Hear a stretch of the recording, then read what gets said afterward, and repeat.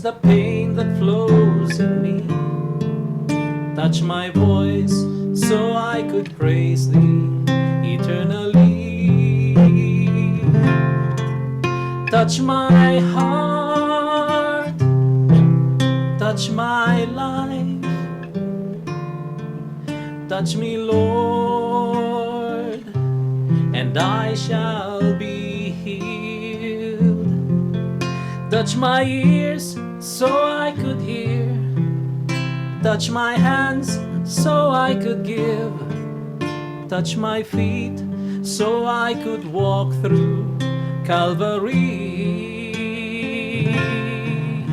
Touch my heart, touch my life, touch me, Lord,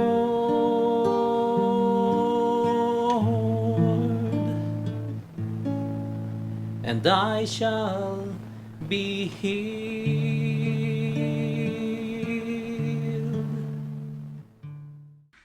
Welcome to In Jesus, Mary, and Joseph. A blessed Sunday, everyone. Good evening, Manel, brothers and sisters watching on YouTube and syempre through the radio. As this is another Sunday, you will be listening to our radio program In Jesus, Mary, and Joseph. Today is the second Sunday of Lent, 1st of March in 2026. Nagpaspas di araw. And gospel reading for today is from the Gospel of St. Matthew, chapter 17, verses 1 to 9. Our theme for tonight, See the Light, Follow Jesus.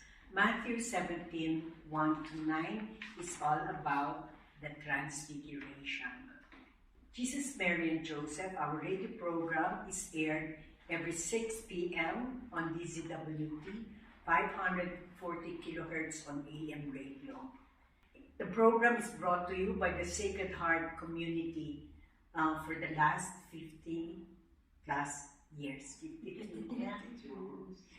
Our center is based at the Sangcabalayan basement, Baguio Cathedral compound.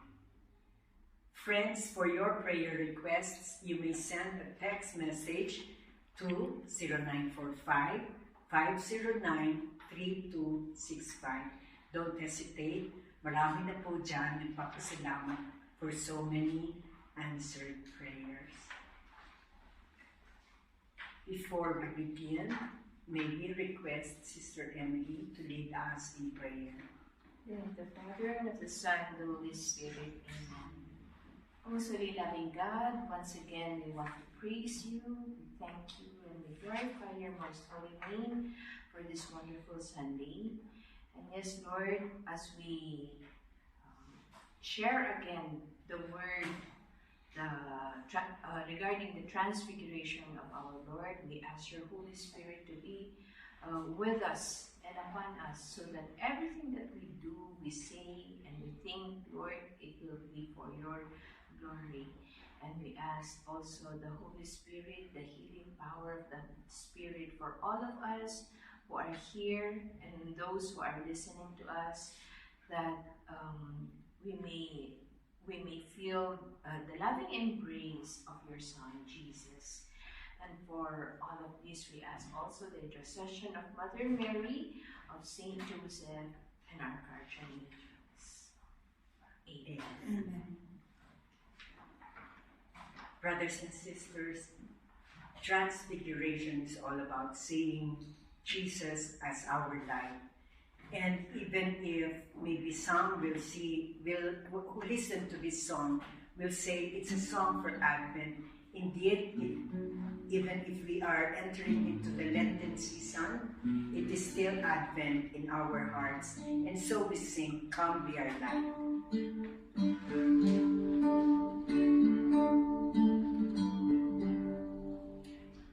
We are lost in the night, searching, longing for the day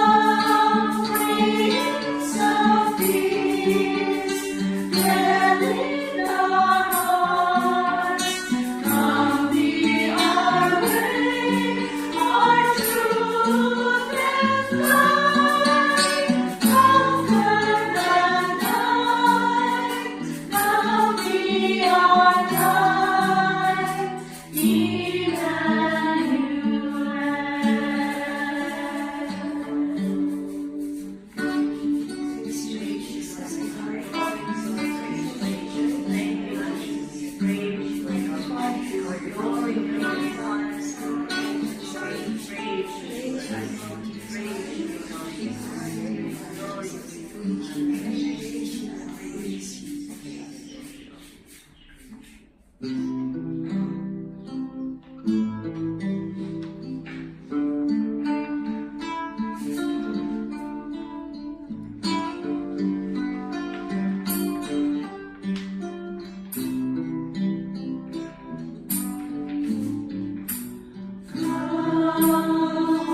Spirit, I need you.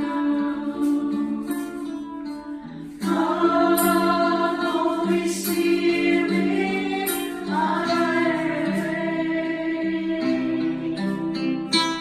Come with your strength and your power. Come in your own special way. Come like the spring in the desert. Come to the river of souls. Lord, let your sweet healing power touch me and make me whole. Come, Holy Spirit, we need you. Come, Holy Spirit, we pray. Come with your strength and your power. Come in your own special way. Come like the spring in the desert. Come to the winner of souls. Lord, let your sweet healing power touch us and make us whole.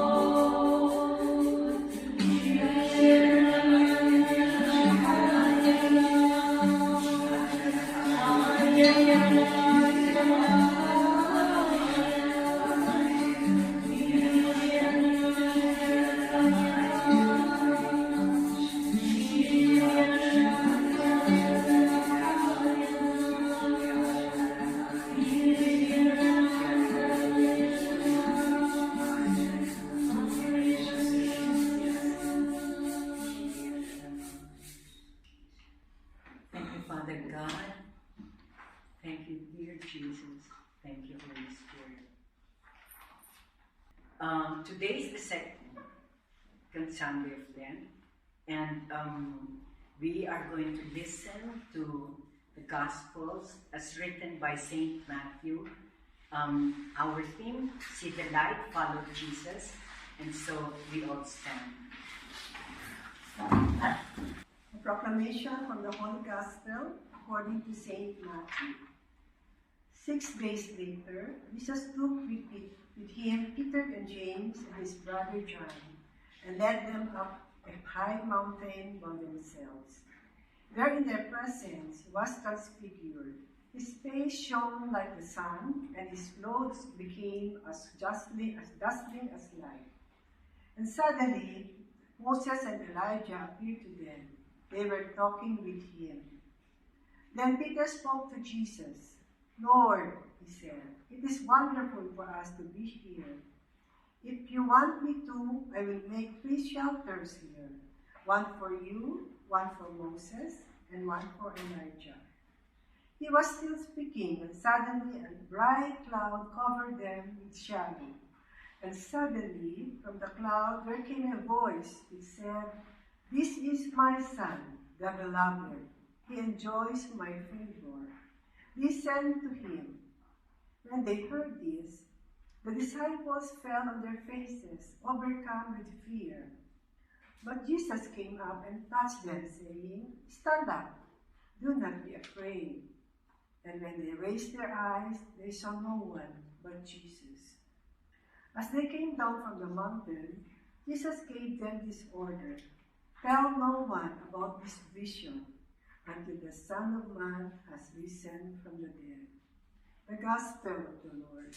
Praise to you, Lord Jesus Christ. Thank you, Sister Chip. And now we listen to the Tagalog version with Sister Arlene.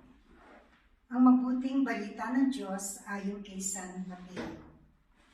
Pagkaraan ng 6 na araw, isinapa ni Jesus si Pedro at ang magkapatid na si Santiago at Juan. At sila'y umakyat sa isang mataas na bundok. Habang sila'y naroon, nakita nilang nagbago ang anyo ni Jesus. Nagliwanag na parang araw ang kanyang mukha at nagningning sa kaputihan ang kanyang damit. At nakita ng 3 alagad sina Moises at Elias na nakikipag-usap kay Jesus. Sinabi ni Pedro kay Jesus, "Panginoon, mabuti naririto kami. Kung gusto niyo magtayo ako ng 3 tolda, isa sa inyo, isa kay Moses, at isa kay Elias." Habang nagsasalita pa si Pedro, nililiman sila ng pagkaliwanag ng ulan.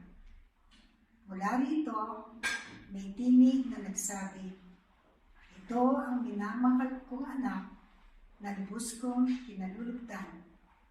Pakinggan ninyo siya." Pag marinig ng mga alagad ang tinig, labis silang natakot at nagpatira pa. Ngunit nilapitan sila ni Jesus at tinawakan. "Tumayo kayo, huwag kayong matakot," sabi niya. Nang tumingin sila, si Jesus na lamang ang kanilang nakita. Habang sila'y bumababa sa bundok, inuutos sa kanila ni Jesus, "Huwag niyong sabihin kanino man ang tungkol sa paghihitan hanggang hindi muli nagbubuhay ang anak ng tao." Ang mabuting balita ng Panginoon. Pinupuri ka namin, Panginoong Jesucristo. Thank you, Sister Arlene. We now listen to the Ilocano version with Sister Jean. Ito'y sumaganad na adaw tinasantuan na ebanghelyo, kasing surat ni San Mateo. Kalpasan inem nga aldaw, inkuyog ni Jesus ni Pedro, ken dagiti agkabsat a Santiago ken Juan, ken isisuda si mangat itinangato abantay. Sadyay nagbalbalik tilangan ni Jesus, iti imatang dagiti tanlo nga adalan. Nagranyag ti rupa akas init, ket rimanyag akas lawag, dagiti pagananayda. Pagamuan nakita ni Moses ken Elias makisarsalita ken ni Jesus. Kinuna ni Pedro, "Apo, nagsaya atin ti kaadda tayo ditoy. No kayat mo, mahipatakderang ditoy ti talo a kalapaw. Maysa ti para ken ka, maysa ti para ken ni Moses, ken ti maysa para ken ni Elias." Agsasakupay laeng ni Pedro iti addan naranyag nga ulep, anang lihinong kadakwada. Adatimek anagapo ti ulep, anak ko na, daytoy ti anak ko adugdungwek, ken pagragsakak unay. Dumngeg kayo ken kuana. Napalalo ti buteng dagiti adalan nakangeg iti timek. Nagpaklep da iti daga. Imasideg ni Jesus, ket sinagid na ida. "Bumangon kayo, kinunana, di kay ang buteng."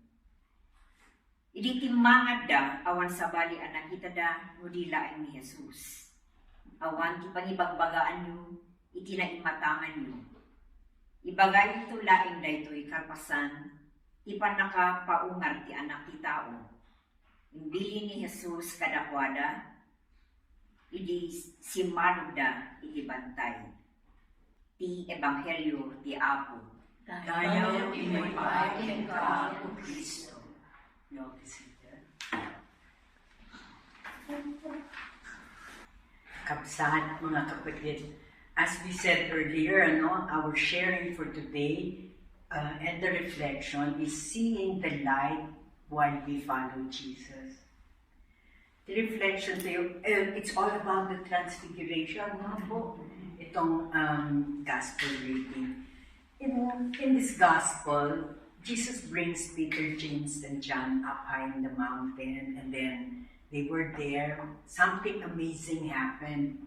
Yung nakita nila si Jesus, kausap niya si Moses, kausap niya si Elijah.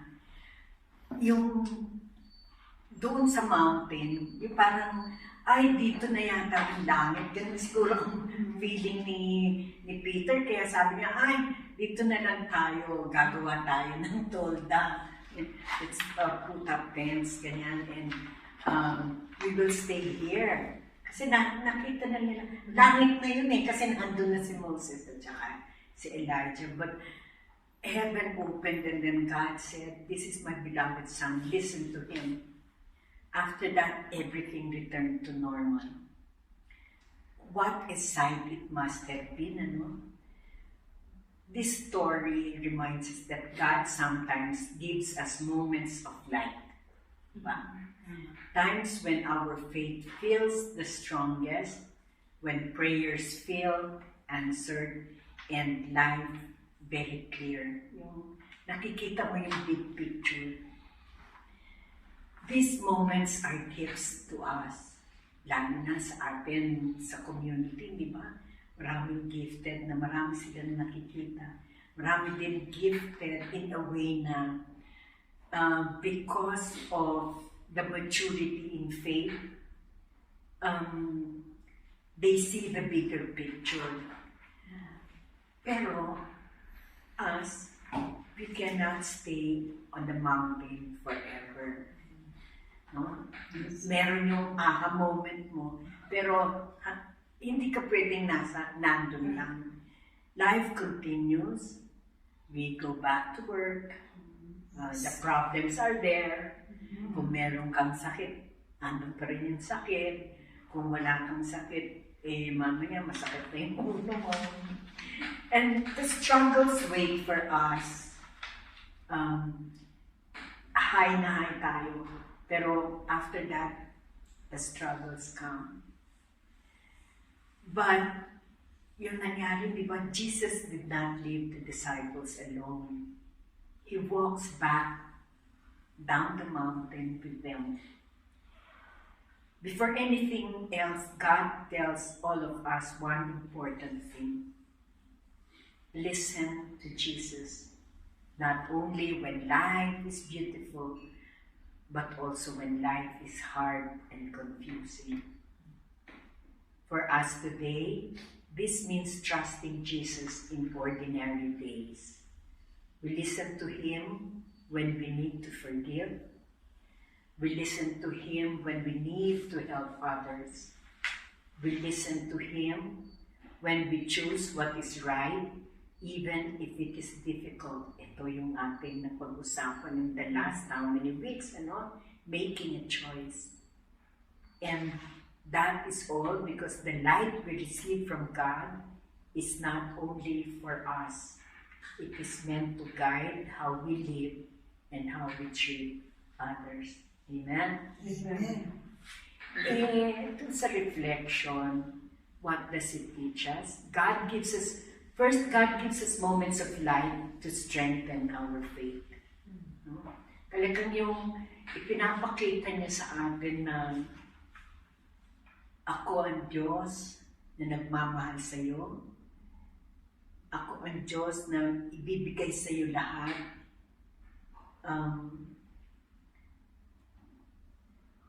Just stay with me. Kumbaga, ganun siya, no? And these moments are not meant to last forever, but they help us to remember that God is real, totoo ang Diyos, and He is always present. Nandiyan siya lagi. When problems come, we can look back and say, God helped me before. He will help me again. And that light gives us hope. Tapos, ano pa ang pwede natin take away? We cannot stay on the mountain forever, gaya na sabi ko nila. Andun, pero dapat nasa isip din natin na hindi pwedeng high lagi. Let's go back to normal life and resume as normally as we can. Following Jesus means bringing what we learned from prayer into real life. It means being patient with our families. Sometimes, sabi na iba, easier said than done. Honesty in our work. Diba, yan ang isang lalo na nakita naman natin yung in the last year, yung mga nangyari sa ating gobyerno last year. Being kind to our neighbors. And who are our neighbors? Diba madalas sabihin, ask me Brother Renya na question, who is your neighbor? Kasi nga yung love thy neighbor. Again, it's family and our closest friends. And we should remain faithful even when life is hard. The mountain prepares us, but the mission happens below. Lastly, listening to Jesus guides our everyday choices. Yun din na napag-usapan natin how many weeks na. If we turn to Jesus when we are making very important decisions, diba? It's not only listening to Him, but following what He says. Kasi kahit napakinggan mo, pero hindi mo naman gagawin. Sino na, Core Assembly yata, nabanggit how many, anong last month, nung February nating Core Assembly, last month. Diba sabi ni Brother Boyet, it's the implementation. Even if we feel we are doing right, we agree, pero yung implementation ang may hinatahan yung sabi niya. So, listening to Jesus does not only mean hearing His words, it means following them. In a world full of noise, social media, gossip, anger, and bad advice, Jesus' voice can be quiet. That is why we need prayer, the Bible, and the guidance of the church. When we listen to Jesus, He shows us the right path and helps us live with love and courage. Seeing the light, following Jesus.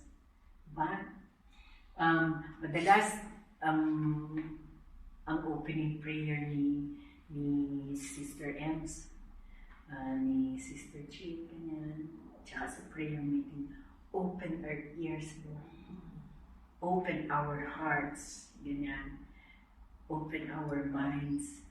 Ngayon ay sinasabi, open our eyes to see the light. Sana makita natin lagi ang Diyos. Like Peter, James, and John did when they were up in the mountain. Tatangay ngayon, ang pag-uusapan nga natin, ang pag-sharean natin. When was the time that you felt closest to God or strongest in faith? And how did that, kasi yun yung high na sinasabi ko, yun yung mountain sa ating experience. Paano yung experience na yun? How did that experience help you face yung mga struggles mo today, ngayon na nandito ka ulit sa baba? Who would like to start?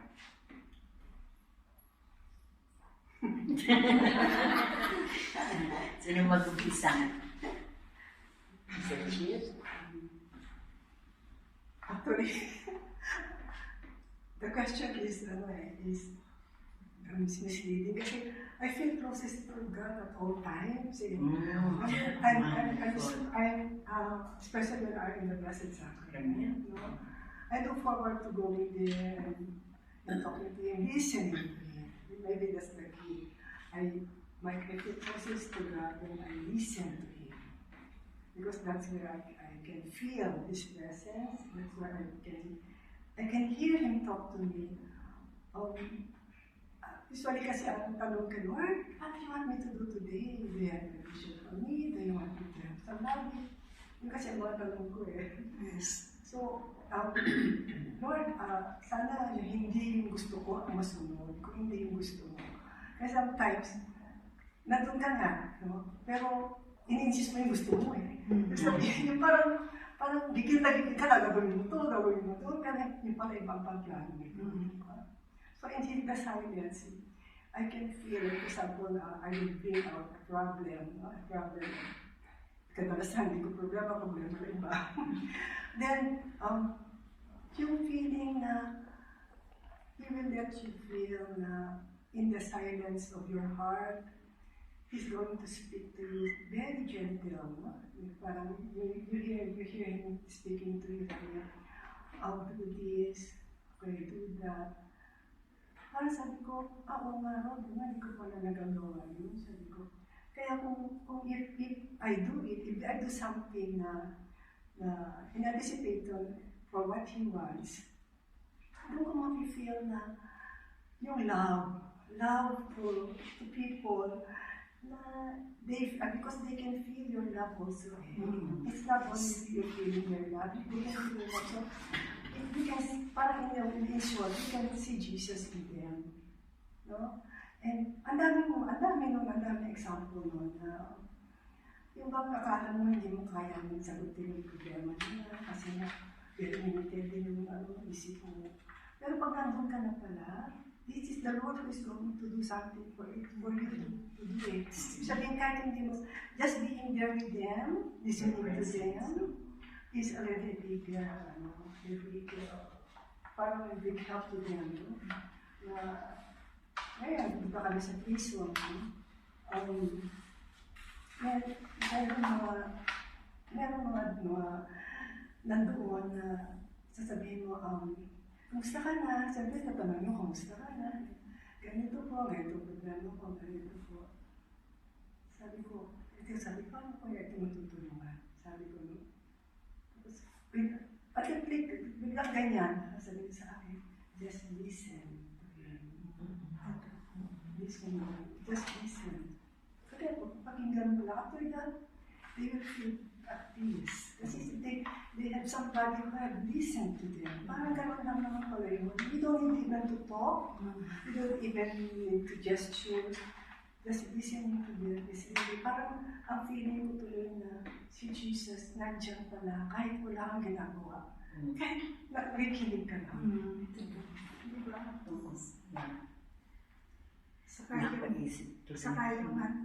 Saka yung if ever you are with the Lord, nagpipray ka, yung hope, you always, ako kasi, basta when I experience the closeness of the Lord during the difficult times, na when you have to meet you have to meet the ends, ganun yung hirap mong abutin yun.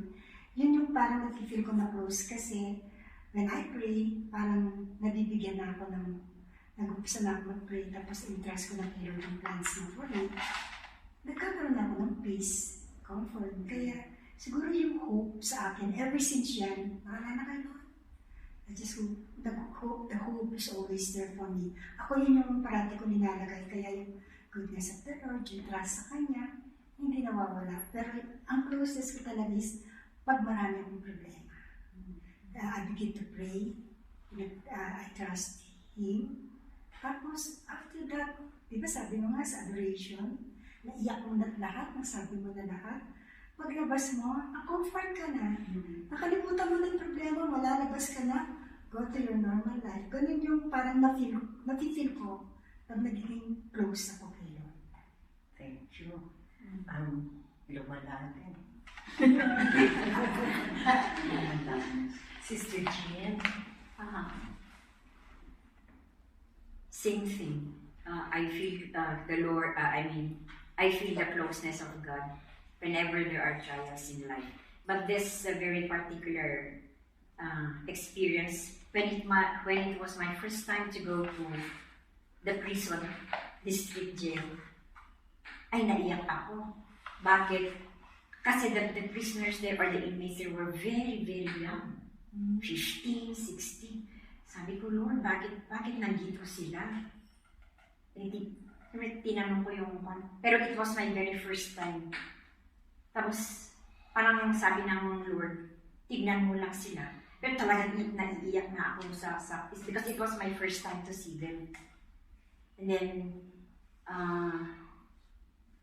at that time, I said, how can I help these people, Lord? So, gusto kong makipagsalita sa kanila pero baka it's not yet time for me to talk to them. So maybe next time when we will go there, because every first Friday of the month we go there, and then we bring something for them. So the Lord speaks through you through people. Yeah. Hindi siya ang mismo kakausap sa'yo, but He will speak to you through other people. And that is what I experienced when it was my first time to go to the district jail of the in Trinidad. Siguro mas lalo na naman pag sa provincial. Ako mas lalo ako naiiyak doon. Kasi ang dami daw, hindi pa ako nakapunta doon. So, the Lord's, you feel close to the Lord when there are problems. I think that the Lord speaks more closely to when you have problems than when you are happy. When you're in the mountain. Yes, because before I came here, I said, buyak pa man, DJ, the Passion of Christ. Then, yun na, ko na naman, ay naku, malapit na naman ang Holy Week, bagay na papanoorin ko ito. So, palagit naman yung panagligat ni Jesus. Tapos, you remember again your sins. And there again, ay na ako, hamong mga kita, nagitibaso ko ako nung kita, magilati pamatik, sabay ko maapunta, magunod ko biyag to nga nanayon. It's like that. So the Lord speaks in different ways, I think. So, but He speaks more when you have in trouble, in trials, mas malakas ang boses. And then of course in the blessed sacrament. Hindi wala. Oo. Ano naman sa akin? Sinasabi kasi ni Sister Jean kanina, mas naririnig niya si Lord pag may problema, ganyan, pati si Tita. Nagre-reflect ako sa sarili ko while they are saying that. Sabi ko, kaya pala, mas naririnig natin si Lord kasi nga, mas pumupunta tayo sa Kanya, mas nagsasabi tayo sa Kanya, mas marami yung, Lord, anya may aramidal, what shall I do? Ganon. And we are ready to listen. Parang yung sinasabi ni Tita Chip kanina. Oo, kaya pala ganun. Kaya iniisip ko, tama. Tama yung sinasabi nila. Kaya pala, mas naririnig ko si Lord kapag may problema ako. Kasi yun yung more na nakikipag-usap ako sa Kanya, more na nakikinig ako sa Kanya. Pag there are times na pag masaya ang buhay, walang problema, kung minsan nakakalimutan yun. Hindi na ako pumupunta sa mountain, nakagaya ni Tita Jean. Sa valley lang siya. Hindi na ako maakyat sa mountain. So, which reminds me na lagi dapat, kagaya ng sinabi ni God, the Father, this is my beloved Son. No, na I am well pleased. Listen to Him. Sana yun, every moment. This is a reminder to me na every moment dapat talaga nakikinig ako kay Lord. But you're willing to take up with everything. Yes. Not just suffering, trials. Kasi being closer to the Lord means more suffering. Yeah. Yes. More trials. Ganon talaga eh. And being closer to the Lord means you feel like more of a sinner than a saint. Yung parang konting mali mo lang, parang napakinod ka sa naman ko sa iyo. Parang ganon na. Kasi you feel because you're closer to Him na eh. to closer to perfection, na sabi ni Father, na that the reason why you always feel that we are a sinner, because we are closer to Him now. You feel your We feel your worthlessness. worthlessness. Pero sabi nila, sabi naman ng narinig ko sa one of the priests, it doesn't mean naman pag nagsasuffer ka, marami ka ng kasalanan o No, ano. no. Pero pag nagsasuffer ka, it's because Jesus loves you more and He wants to mold you more and to be strong. Which is, nangyayari yan sa buhay natin, right? Yung faith natin sa Kanya. Parang nga sabi ni Sister Melly, kung siya nursery, at least ako na-level up ng konti, elementary, yung faith mo, habang tumatagal, habang you pray and pray, you pray a lot, nagiging close kay Lord, yung faith mo, nagiging mature, mas malakas, mas stronger. I think nabanggit din, ang maturing in faith parang hagdan. Yeah, tama. Step by step. Yung ganyan na however much what we do and that feeling of unworthiness, pagka masaya, wala yung kakalimit ka kay Lord. Makakalimutan mo sila. Oo, yung makakalimutan mo.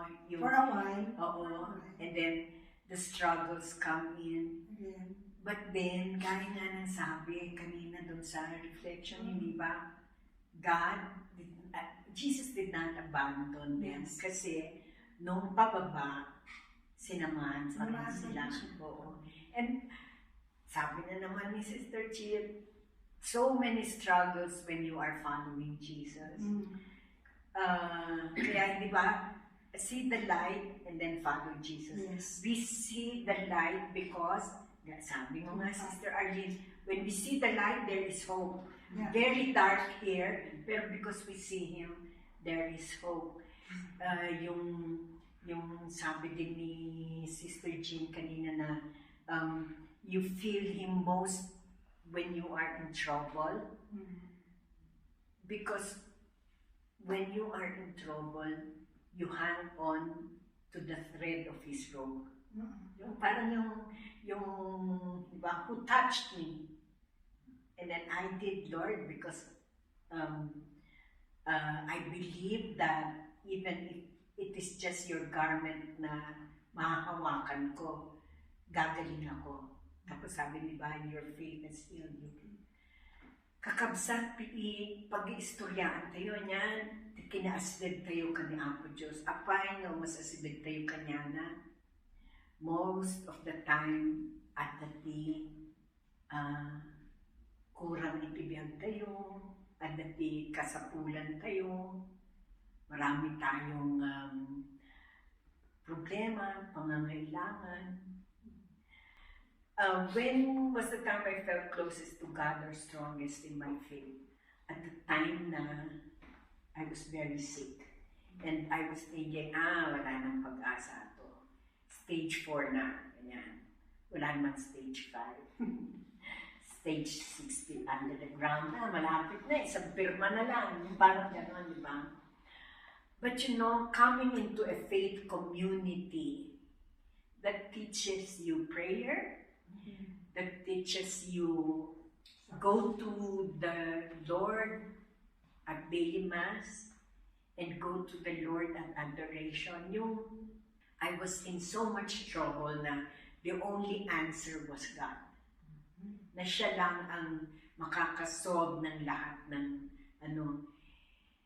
And you know, by His grace and because He is so merciful and compassionate, I found hope and I found healing. How has this experience helped me? Yung mountain na yun, nung nakita ko na yung light and my faith was strongest at that time. Nabuhay ako para alagaan ng dati ko, para alagaan ang anak ko, para din maalagaan yung late husband ko.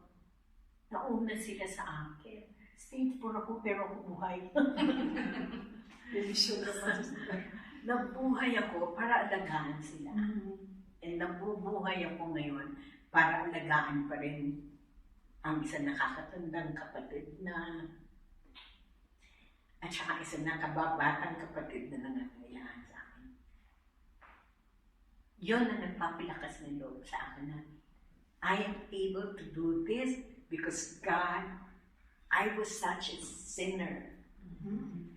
Pero He gave me a miracle that I feel na I'm so unworthy of. Sabi ni Sister Arlene kanina, hindi porke marami ang dahil makasalanan ka. God is not a punitive God. Hindi siya nagpapunish. Ang gusto niya, bumalik ka sa Kanya. Binigyan niya ako ng sakit kasi nakailang dapa na ako na inihila niya ako. Hindi ko inabot ang kamay niya. Pero itong tiyempong ito, talagang sabi ko, Lord, I need you. Lord, have mercy. Lord, I trust in you. That was the mountain. And when I went back, the struggles were there. But thankfully, people around, talagang I owe the hope to the faith community, to Sacred Heart. Kasi kung walang Sacred Heart, ewan ko, baka matagal na akong 60 under. Pero it was through community na Kasi madalas sabihin sa akin what I'm praying for so many people. Do you even pray for yourself? Sabi ko naman, I know people are praying for me. I am living answered prayers. Prayers ng ibang tao. Diba? I have learned forgiveness from the Tukta couple. Kasi yun ang isa na naging struggle ko. Yun ang humihila, kaya hindi ako gumagaling. Kasi ang tagal ko, ilang years kong ininda ang stage 4 na yan. Pero yun pala, forgiveness lang ang susi. And I learned that from Brother Dante and Sister Emily. And so, yun my friends, ang aking hinimay-himay. When was the last time I felt closest to God and strongest in my faith? And how that faith, how that mountain has helped me when I went down. Diba? Yung ganun. And sana din, makagraduate ako ng high school sa aking faith. If you reach this much, you have to go higher, one step Higher again, one step. Parang you have to improve. And sabi nga ni Father Dick, you have to be better to tomorrow than today. Di ba? You have to be better today. So, kailangan natin examination of conscience sa gabi. Kasi to improve ourselves also, but when we end up the following day. Kasi you cannot just stay there. Kasi ang gusto na ang aim natin, perfection. Di ba? We want to enter heaven. Kung pwede nga na, huwag na tayo pumunta ng purgatory. So how do we do that? So we have to improve, to do better. Sabi nga, little by little. Which is very good. Ngayon kasi din, and this is the best time talaga to do that examination para naman sa Easter morning ay talagang we will also resurrect with the Lord. But be unprepared also. Kasi the more you get closer to Him, the harder it is. Yes, oo. Kaya harder siguro, tita, kasi mas marami ng demonyo na manghihina sa'yo, gagawa ng chaos sa buhay mo. Kasi nga, nakikita nila, bakit yung isang alagad ko, bumabalik na, kaya times 10 yung ipapadala ng demonyo. Sister Faustina. Sister Faustina, ganyan eh. Talagang yung mga dogs, parang sa kanya. Tapos parang, sisamahin na siya. So sabi, Lord, if you want this, then be it. Umalis natin. Sabi niya, hindi mo na kaya. Kaya when you have this faith as strong as what she has. Yun nga yung sinasabi. Kaya ngayon ako, it reminds me of yung faithfulness ni Lord and love. And that gives me the courage to trust Him more, to share and love others, Yun yung parang nakikita ko sa mga sinasabi niya. Kaya sabi ko, nire-remind mo ako sa faithfulness mo. So, I love that, Lord, really. Kaya na, para akong biglang, oops, nung nagsasalita kayo, sabi ko, talaga naman, ako naman, diba? Following Jesus is a very difficult journey. Totoo. Arduous na sabi nila na yung the climb. Yes. Harder and harder. Harder and harder. As you are going up higher. The pull of gravity is pulling you down. Pero the Lord, yung habang hinihila ka din yan, no? Andun na naman babalik tayo dun sa will and choices. Yeah. If you will it na doon ka pupunta, and it's your choice to go higher and up to Him, talagang struggle, pero ang iniisip mo, when you are looking forward to eternity, ay talaga naman aabot ang kamot-ngamat ng, diba? You will not allow yourself to fall down. Kaya kasi ito yung transfiguration, it's very good. Kasi parang the Lord is preparing them of what will happen next. Kasi hindi ba after that, crucifixion. So parang the Lord wants to let them see the glimpse of what will happen after. So parang they will be hope. Tama sa Mr. Army, will give them hope. And then you know that the life doesn't end at the end. Because then there is a more fulfilling moment after it. Kaya nga ako, as the more na nag-struggle ko, I choose to be with the Lord. I choose to be happy amidst all these struggles. And I choose the joy in my heart kasi nandun si Lord. Kasi ang hirap, pag hindi mo kakilala si Lord, you don't know what to choose. But this time, I'm going to choose grace to be with the Lord amidst all these struggles and trials. I choose to be happy. Can I share? But I think it's in the book of James, sabi niya, consider it all pure joy when you experience all sorts of trials. Yes. For it is experiencing this that you reach the maturity of your faith, your union with God. And ang ganda ng sharing niyo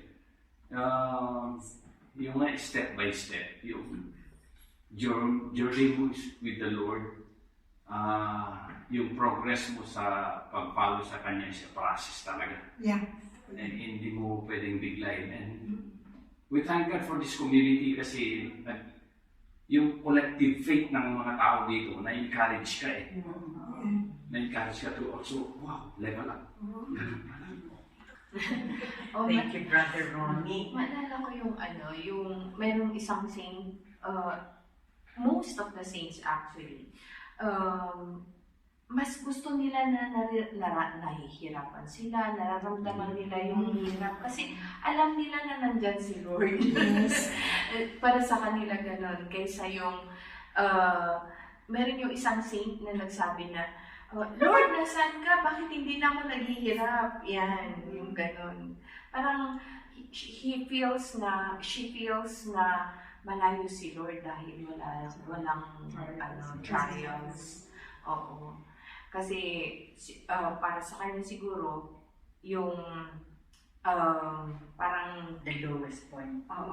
kaya maganda pag andun tayo sa mountain.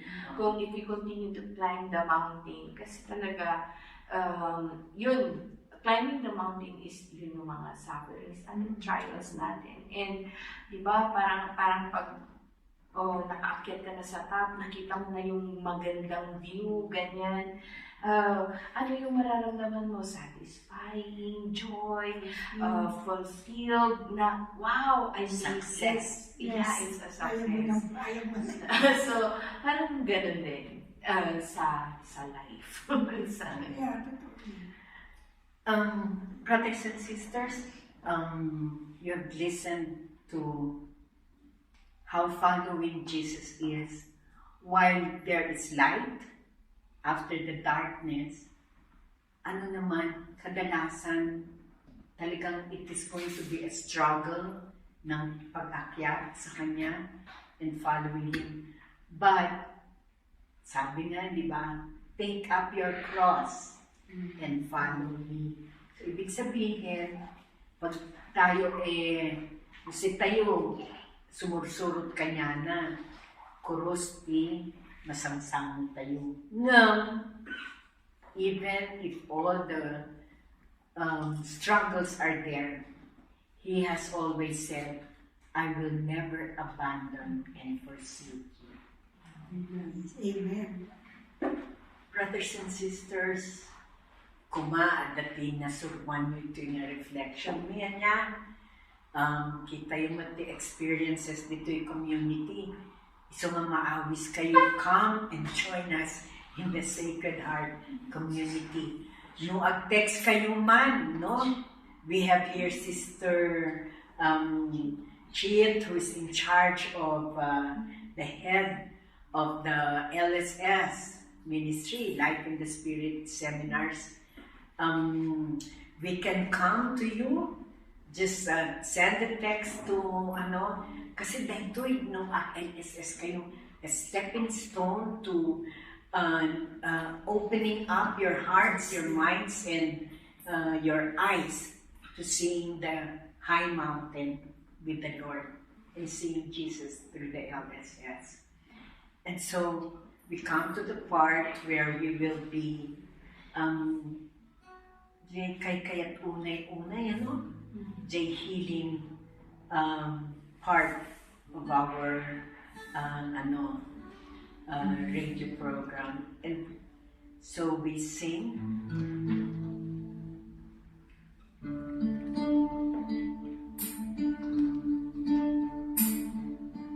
Merciful God and Father, loving us like no other, hear our prayer, the cry of our hearts as we come to you. We acknowledge our transgressions, we confess to you our sins. Show us mercy and compassion. Touch our lives with your healing grace again. Yes, Lord, merciful Father, we thank you. Thank you for the sharings. And most especially, Father, we thank you for your Son, Jesus, who came to show us the way, to give us hope, to help us see of what is in store for us. Lord, may we be able to, especially this Lent, may we be able to really develop that closeness with you. May we be able to surrender ourselves to even our smallest, tiniest vices, or the lowest mountain that we have in our lives. We entrust to you, Lord, our sickness, whether it be physical, psychological, financial, in our relationships. These are the mountains of our lives. But may we always see hope, and we always trust Jesus, your Son.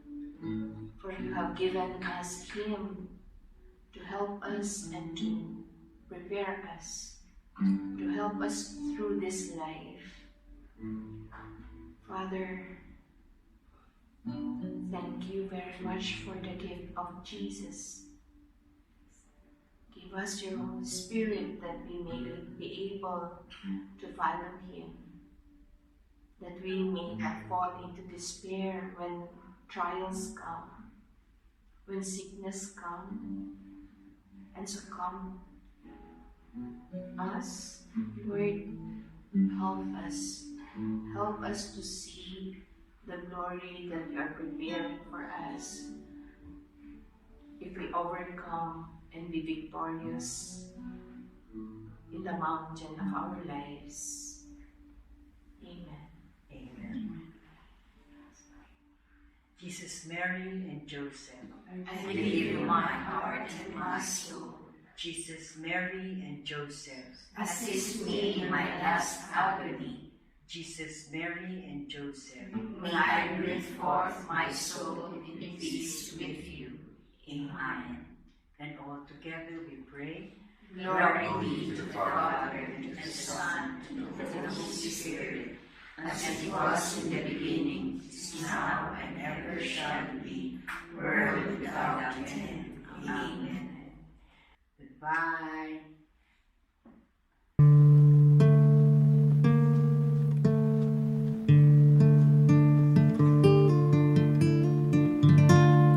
Touch me, Lord, for I am a sinner.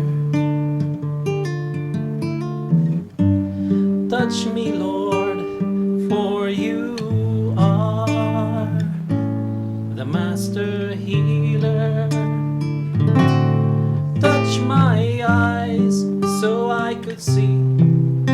Touch the pain that flows in me. Touch my voice so I could praise thee eternally.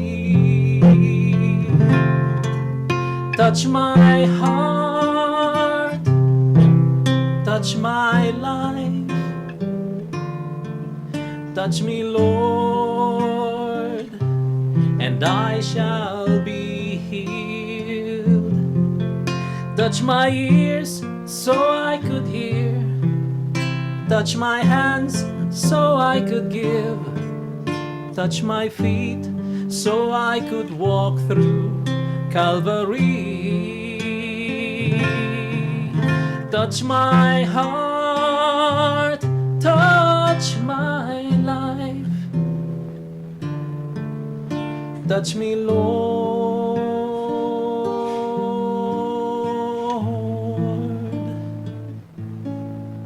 and I shall be healed.